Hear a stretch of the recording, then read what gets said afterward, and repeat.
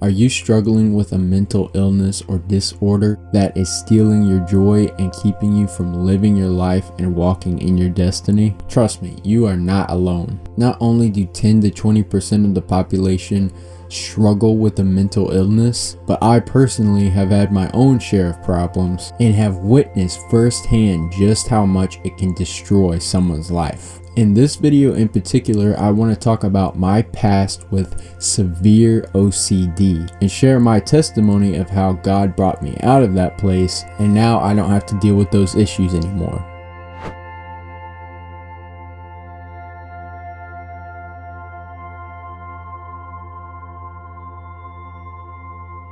So before I share my own experience, I want to clarify what OCD actually is. A lot of people think it's just someone who likes things really clean and organized. And that may be true for mild cases, but for people with severe OCD, it actually gets a lot more complicated. OCD stands for obsessive compulsive disorders and can manifest itself in many ways. For me, in my case, I definitely like things to be clean and organized, but it was more of my idea of cleanliness rather than things actually being clean in reality. So for example, I could have been in a spotless place where there were no germs, no dirt, nothing that could possibly harm me. But if I happened to think of something that made me feel uncomfortable, like for instance black mold, plastic bags, the sewer, then I would not be able to relax until I stopped what I was doing and thoroughly wash my hands with soap and hot water. But with OCD, everything has a ritual. So whenever I washed my hands, I had to go through this long,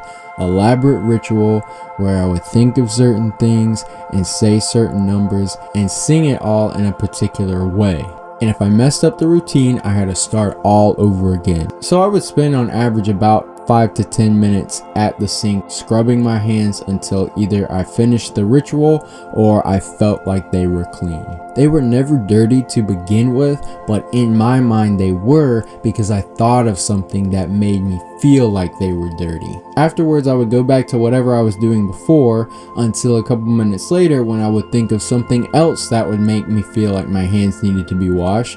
And then once again, I had to stop what I was doing, go right back to the sink, and go through the whole ritual again. On average, I was spending probably about 2 hours a day washing my hands religiously until my skin began to literally dry up so much that it would crack and bleed.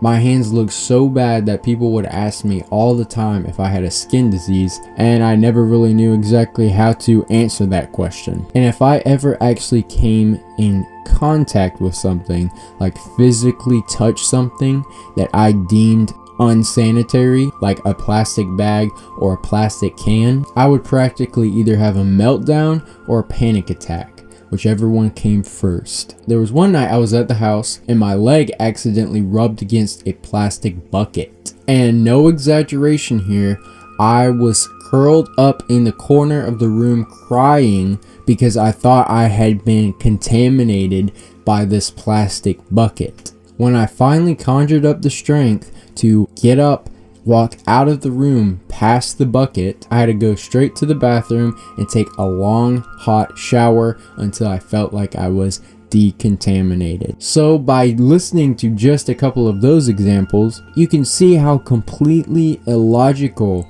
this mental illness is. It's not based on reality or truth or facts. It's based only on fear and how you feel about the things around you and the thoughts in your head. At the time though, everything seemed very real, and I honestly did not know how to control those compulsions that I kept having. But looking back now, I can see how completely insane my behavior was and how debilitating it was to daily life. So if you struggle with OCD or some kind of mental illness, then I'm glad that you found this video so I can tell you that there is a cure, and his name is Jesus. Most medical institutions that I've researched have said that OCD is mostly chronic and typically lasts most of your life, especially without treatment. But I didn't receive any medical treatment, and yet here I am completely free from all those supposedly chronic issues. Just comparing myself then and now,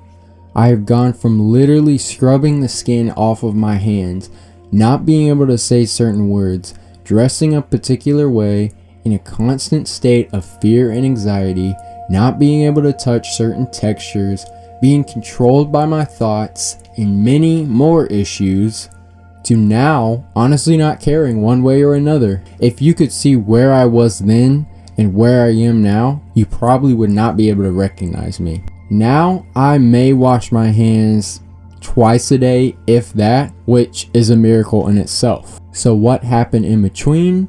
It was Jesus. But it wasn't like a magic pill where I prayed once and then all of a sudden I didn't have to deal with OCD anymore. In my case, it wasn't really a sprint, it was more like a marathon. So the closer I got to God and the deeper my relationship with Him grew, the more self-control I had over those things that I used to bow to. Think of it kind of like a dry container full of useless items. The more you fill it with water, the more those useless items float to the surface and get washed out because there is not enough space for them. In the same way, the more we open ourselves up to be filled with the Holy Spirit, the less space there is going to be for anything not of God. Anything useless dies in His presence and gets washed away. Now that is the spiritual side of the miracle.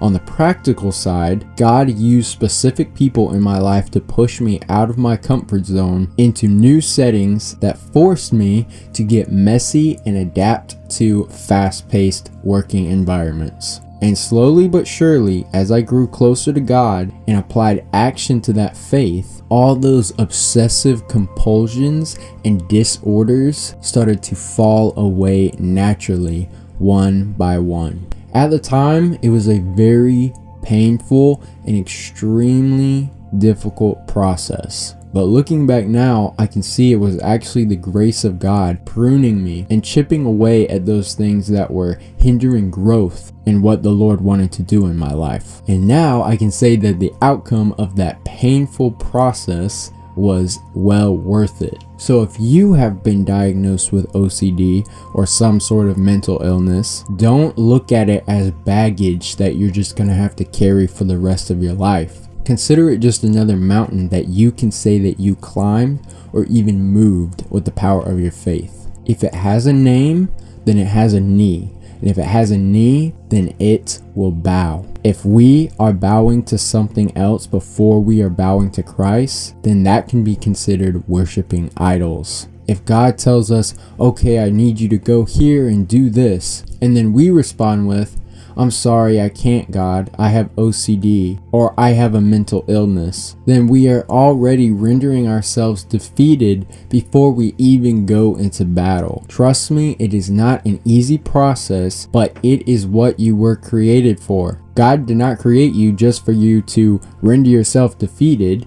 He created you so that you can overcome and come out in victory. In the end, when you meet God and He asks you if you ran the race, how will you respond? Will you say, I'm sorry God, I couldn't run the race because there were big mountains in the way, so I just stayed where I was at because I was comfortable there? Or do you want to be able to say, yes God, I did run the race. There were these big mountains in the way, but I moved those mountains with the power and the faith that you gave me so that I could finish the race. We cannot ever get to a point where we identify with our issues or we use mental illness as a crutch or an excuse not to push forward. Mountains were made to be moved. The more we open ourselves up to Christ, the more He will give us the strength to come out of our struggles and into His peace and freedom.